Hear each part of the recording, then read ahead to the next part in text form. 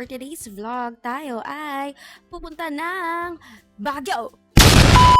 5:30 pa lang mga bestie, nagpapaakyat na sila ng mga passengers. Hindi mo na kailangan magpigil ng number 1 or number 2 habang nasa biyahe, bestie. Dahil may CR ang bus na ites. And bestie, walk-in lang kami sa pagbili ng ticket. May binigay din pa lang silang snacks na from Red Ribbon plus water mga best. Saktong 6 AM pala umalis ang bus na...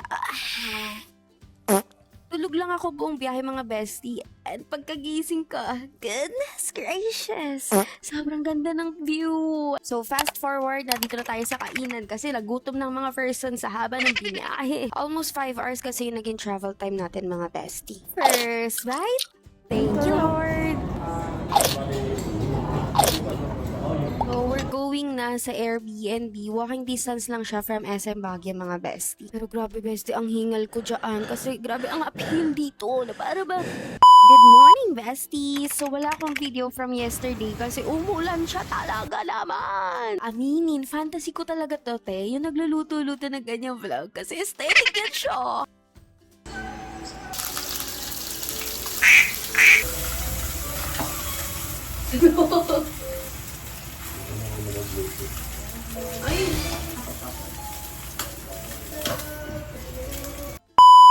So, after namin mag-breakfast, bestie, eto, nag-get ready with me na tayo. Get ready with me? Ang agenda natin for today's video, bestie, ay pumunta ng Cap John Hay at itry ang hot chocolate ng Chocolate de Baterol. Sa libo-libo Magkakataon na tayo'y nagsama. Ganda yan siya. ang puso ko'y na magpagla. From our accommodation, bestie, sumakay lang kami ng taxi going to Cap John Hay. Kung gusto niyong pumasok mga bestie, 85 pesos lang ang entrance. Pero wait, hindi ko pala napapakita yung labas, no? I mean, yung libre, yung walang bayad. Siyempre gusto natin nun, diba?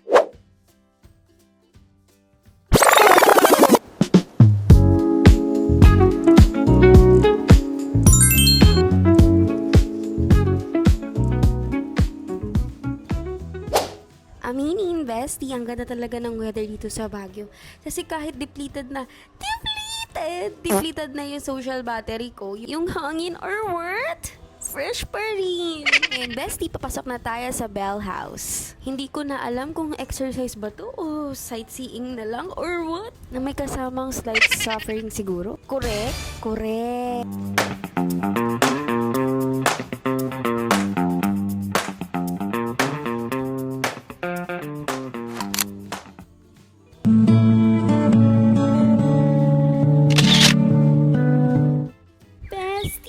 Papunta na tayo sa Not So Secret Garden here in Cap John Hay. Hey, birthday, charis. SKL, bestie. Nung pumunta kami ng Cap John Hay, it's Friday. Hala, nasa na mga people? Kasi diba usually pag narinig mo yung Baguio, automatic ang nasa isip mo, bestie. Ano ulit? Correct, traffic. Maraming tao. Pila dito, pila dyan. Kaya naman pala, bestie, super peaceful ng vibe. Kasi parang naka-VIP access kami. Walang siksikan, walang photo bomber. Fantasy! Plus, wala pang random na ulo na lilitaw sa likod ng picture mo. Bet? So, ayan, bestie, habang nakaupo kami dito, nauhaw ako. And then, ito yung nangyari. Pinili ko kasi yung tumbler doon sa black na bag. And then, ang baho niya for some reasons. Nananapak yung amoy niyan, mga bestie. And then, ulit kami amoy kay Mark. So, after namin umupo, bestie, nag-roam around ulit kami. And then, ito, habang sinesetup ko yung camera, sabi ko, shit, ang ganda na. Sabi ko, wait. Kay drama yung atake, bestie. Aminin. Na na na na na na na. Na na na na na. So, ayan, pinaliktad ko naman yung bigla siya naging seryoso. So, going back, camera. So, ayan yung setup ko, bestie. So, ayan siya, ganap na ganap. Yan siya talaga, nakala mo influencer. Life isn't always about big wins. Minsan, nasa malilit na moments lang pala yung dahilan para maging masaya. Maybe happiness was never the destination.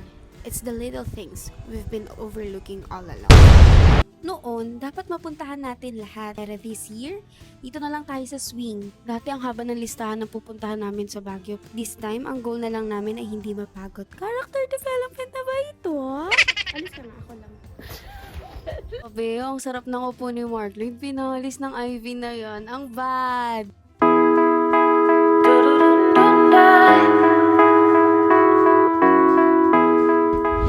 Fast forward, nagutom ng mga trentahin na hindi halata sa mukha. Charot, wala pa kaming 30 mga bestie, ah. Ang second agenda natin for today's video ay, ano nga ulit, sinabi ko nung unang part? Correct. Iti-taste test natin yung hot chocolate na chocolate de Batterol. So, while waiting sa food, sinisaraan ka namin. Mali, hindi. Traditional chocolate de Batterol pala yung in-order ko, bestie. And it cost around 190. Tama yung pagkaka-recall ko.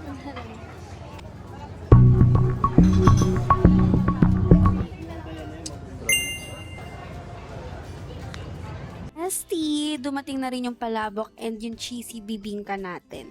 Sobrang sarap ng cheesy bibingka. Recommended.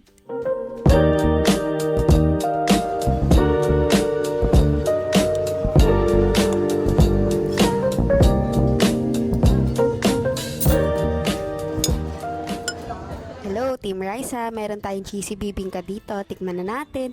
Ay, mali pala yun! Ang sarap ng bibingka, mga bestie. Tas lalagyan mo pa ng nyog. Ay, i-rate ko to ng 10/10. Sunod naman natin titikman ay itong palabok. Tikman na natin!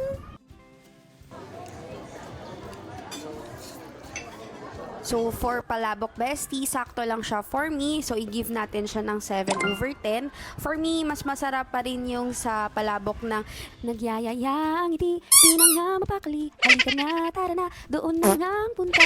Labas lahat ng ngipin, sumasayaw sa tuwa. Ganyan ang feeling kapag bida ang saya.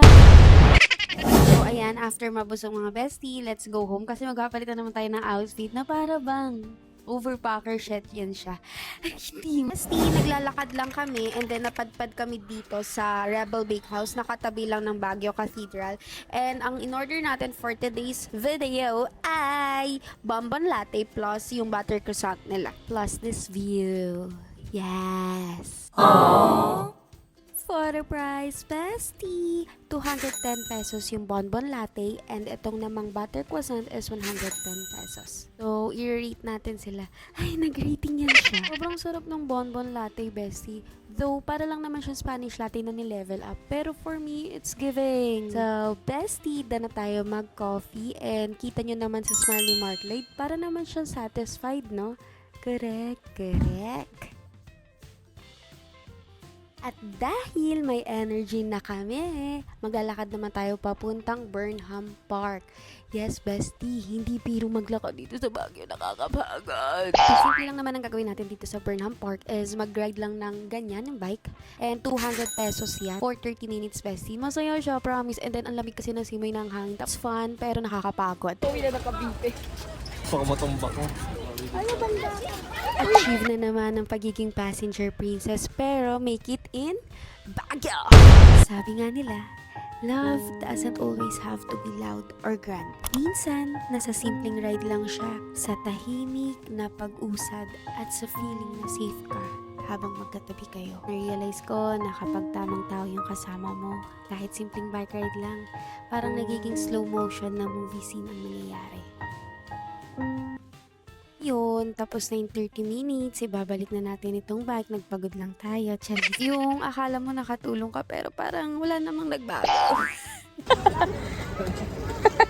Kaya ka Santa Nada? Ano, tara? So, bestie, after ko bumili ng Ilocos Empanada, bumili naman si Mark Lloyd ng chicken skin niya for only 100 pesos. May mga pagkain talagang hindi kailangan ng grand entrance. Chicken skin na may suka lang, sapat na para patahimikin si Mark Lloyd habang busy siya sa pagluya.